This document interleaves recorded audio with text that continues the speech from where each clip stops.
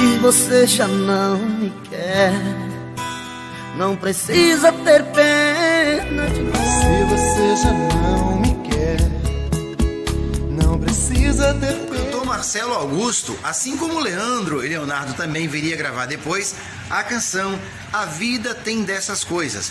Canção essa que fez muito sucesso na voz do cantor Marcelo Augusto, assinada aí por Paulo Debetio e Paulinho Rezende. Viria também fazer muito sucesso com a dupla Leandro e Leonardo, anos depois.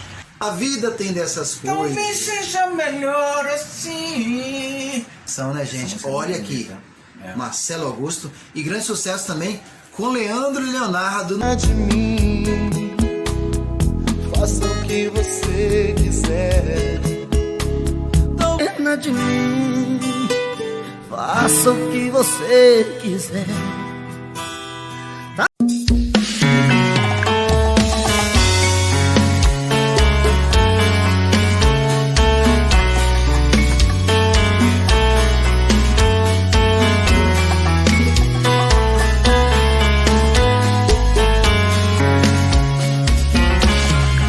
Já falei pra você